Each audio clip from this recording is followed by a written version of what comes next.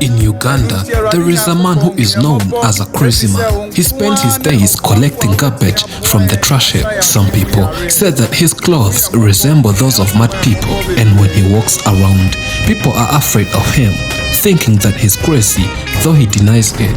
Surprisingly, he doesn't know his real age, as his parents never told him anything about it. I don't remember my years. He's also a man who has been fleeing from death for a long time, as he toured more than 5 countries escaping from people who want to kill him. They have killed his father and his brother, and until now, they are trying to kill him as well. Who is this man? Why is he dubbed as a crazy man? And why does he live in hiding until now? His name is Thalet, also known as Sika. By the name Thalet, aka Sika. He was born and raised in South Sudan, back when it was still a part of Sudan. Back when he was a toddler, his father was relatively rich as he had some cows and other domestic animals. However, his behavior was questionable, and what he did to one village boy would cost his family their comfort life until today. Yeah, he has done something bad. I can't remember, but I know he has killed someone. Yeah, to that extent that someone was a young man. It was not this old people. So they feel like he has killed a young man and they wanted to kill him. Yes. So from there, he has to hide. He has been hiding for years and years in the village. You go to another village, people come after him. Another village, people come after him. Then his brothers told him, you should get away from here because they will kill you. So the only thing he has to do is to get us out from there. I was not walking by then. They were just carrying me like I was too young. Yeah. So from there, he came to Sudan. Because he was in the village, then he came to the city, to come and look for someone so that he got someone. So those people, they knew the man came to Juba. They were still looking for ways of him. Then from there, the war broke out. Then he went to Ethiopia. From Ethiopia, he was hiding there because they were still looking for him. Ever since fleeing to Ethiopia, Sika and his family lived a very tough life. His father was struggling to feed them because of a new environment he was not familiar with. Moreover, his enemies were still looking for him, which made it tough to find a job since he avoided public places. But when his enemies couldn't find him, they had another terrifying plot in their minds. From Ethiopia, he was hiding there because they were still looking for him. So what they do in the village there, they went to the witch doctor, those traditional things. I'm not sure about that because I don't believe in them. They went there, those people were looking for him because they can't find him. They told me they got a black cow and a black goat. They spear the eyes and they had the other eyes for the cow, so they push them like in the bush to suffer like that. So from there, the same thing when the goat they are going through, even my dad is going through the same thing. So he was getting blind. So from there he was getting blind. He was like, I'm getting blind, I'm not okay. They took him to hospital, nothing happened. So from there, life has become hard. The blindness of Sika's father complicated his family situation, as the young man, who was now the only breadwinner of the family at such a young age, he was the one who led her sisters to search for leftovers food. As neighbors and other classmates found that Sika's sister ate leftovers, they laughed at them, and it was tough to bear with it.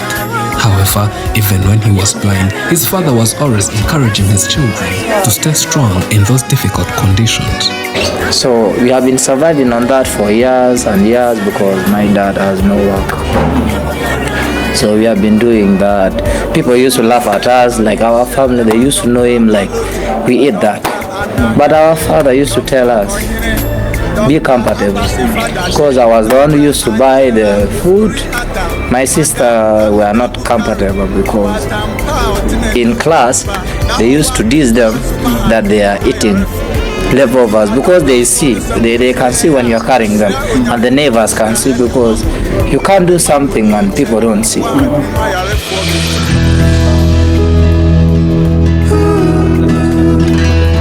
As life turned upside down, Sika took a decision to leave his home and went to start a small business selling biscuits. By then, he had dropped out of school in P5 and he was just 11 years old.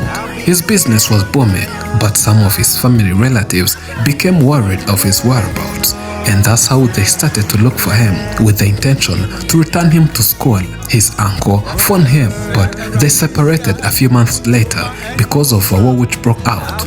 Alone, he managed to flee to Uganda, where he's staying now. In the meantime, his brother, who would be helping him to feed his sisters and mother, had died after he returned back to South Sudan. So my elder brother left, tried to go and change the family and going to go and do something, because we are only five at our mother, 2 boys, 3 girls. So he left, he went to South Sudan. Yeah, he doesn't have good behaviors. As I told you earlier, my dad is not. He has bad characters, like he likes fighting. He can even take people's things by force. Your brother also? My dad. So my brother has the same characters, and they are good fighters. They are good fighters. So he went to Juba. So such people, they can't last in the world for long. So he was killed as well. So the hope we lost hope. We lost hope. So there was no one there, and you know the girls. The one who follows her, they impregnated her from another man to another. He has like 3 kids from different men. Right now we don't know where he is. He ran also because of hunger. Yeah. So from there, what happened? Our elder brother died. So it was remaining me. They are seeing me as the only man. After the death of his brother, Sika decided to drop out of school in order to help his family. He got a cleaning job in a restaurant, and there he would get a second chance to get education. A Samaritan gave him $200 as school fees. And Sika tried to study, only to fail miserably, and decided to drop out altogether and join the fashion industry. I tried to go back to school to go and study again, and I stopped in P5. I made a fake report cards, a duplicate one. So I went to senior 1. From senior I went to senior 2. From senior 2 now, things were not okay. I used to get 0.1, 0.2 in math. I was not doing well, but people brought me. They are like, you have to go to school. But now my mind, since I made money, was too much of thinking about money and thinking about fashion. So they told me, since you are doing your fashion, you are not going to support that. You have to go to school. I was like, I can't perform even my report cards. I can show them to you. I get 0 point something. So I found out I'm not good at school. So from there, I dropped out completely. So after dropping out, I went and joined modeling. I was doing modeling and fashion.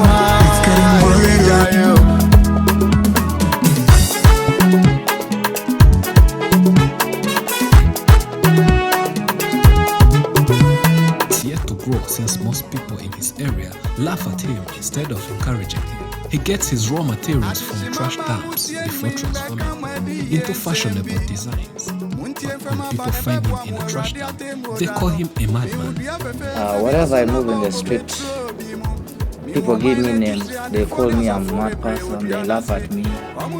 People even come to record me. They be like, what are you putting on? I was like, this is fashion. They are like, yeah, this is not fashion. You are supposed to put the fitting trouser, fitting, like the way they want me to do things the way they want. Even with so many difficulties, he has vowed to do everything he can to grow his company. He has quit drugs and alcohol in order to concentrate on his business. Recently, he featured in a video by popular Ugandan singer Eddie Kenzo. The video put him in the spotlight and people started to appreciate his work. He followed it up with TikTok videos which amassed huge viewership. Though he's still haunted by his father's enemies, Sika has a huge vision to take over the world. My dream is to change Africa. I believe in my fashion and my creativity to change Africa. Not only South Sudan, no. I'm changing Africa and I'm changing the world because I believe one day is there for me. His friend and business partner terroristi, is ready to help throughout this journey in his capacity as the brand ambassador of the company. The plan is to use social media to grow the brand of the fashion company. We have a big plan for the company, like to promote it. That's why we had started shooting street fashion shows in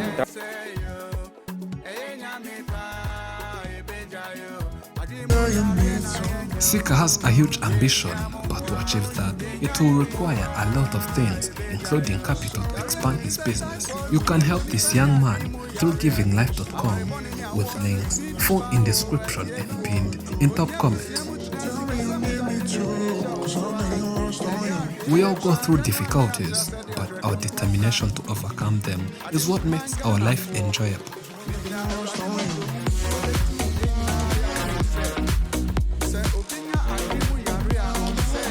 Thank you for watching. I'm Elijah and this is Afrimax English. Remember to subscribe.